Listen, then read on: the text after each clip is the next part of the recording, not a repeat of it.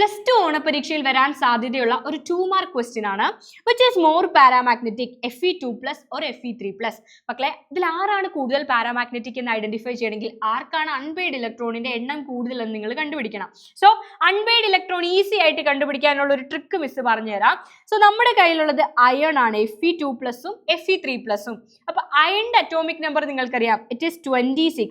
Atomic number 21 scandium മുതൽ zinc 30 വരെയുള്ള എലമെന്റുകളിൽ സിങ്കും chromium കോപ്പറും ഒഴിച്ച് ബാക്കി ഏത് എലമെന്റ് നിങ്ങൾക്ക് തന്നാലും നിങ്ങൾ അവരുടെ ഔട്ടർ ഇലക്ട്രോണിക് കോൺഫിഗറേഷൻ ഈസി ആയിട്ട് കണ്ടുപിടിക്കാൻ ഇങ്ങനെ ചെയ്താൽ മതി. അവരുടെ അറ്റോമിക് നമ്പറിനെ രണ്ടായിട്ട് സ്പ്ലിറ്റ് ചെയ്യുക.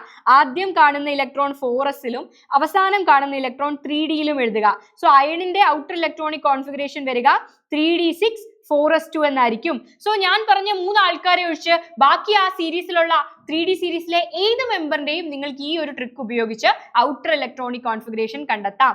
ഓക്കെ, അപ്പൊ അയണിന്റെ 3Dയിൽ 6 ഇലക്ട്രോണുകളാണുള്ളത്. ഇനി നമുക്ക് Fe2+ഉം Fe3+ഉം വരച്ചു നോക്കാം. Fe2+ and Fe3+.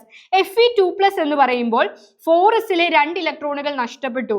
So 3Dയിൽ 6 ഇലക്ട്രോണുകളാണുള്ളത്. 3Dയുടെ configuration നമുക്ക് വരയ്ക്കാം. 1 2 3 4 5 ഇലക്ട്രോണുകളുടെ എണ്ണം 1 2 3 4 5 6. ഇതാണ് Fe2+. നെക്സ്റ്റ് വൺ Fe3+ ആണ്. Fe3+ എന്ന് പറയുമ്പോൾ 3 ഇലക്ട്രോണുകൾ നഷ്ടപ്പെട്ടിരിക്കുകയാണ്. 4sലെ 2 ഇലക്ട്രോണും 3Dയിലെ 1 ഇലക്ട്രോണും നഷ്ടപ്പെട്ട് 3Dയുടെ കോൺഫിഗറേഷൻ 3d5 4s0 എന്നായി outer electronic configuration. So 3d5 നമുക്ക് വരയ്ക്കാം. 3d 1 2 3 4 5 5 എണ്ണം ആൻഡ് ഇലക്ട്രോൺ 1 2 3 4 5. സോ ഇതിന് 3d6 കോൺഫിഗറേഷനും ഇതിന് 3d5 കോൺഫിഗറേഷനുമാണ്. Fe3+ന്റെ കയ്യിൽ 5 അൺപെയ്ഡ് ഇലക്ട്രോണുകളും Fe2+ന്റെ കയ്യിൽ 4 അൺപെയ്ഡ് ഇലക്ട്രോണുകളുമാണുള്ളത്. സോ അൺപെയ്ഡ് ഇലക്ട്രോണുകളുടെ എണ്ണം കൂടുതൽ Fe3+ലാണ്.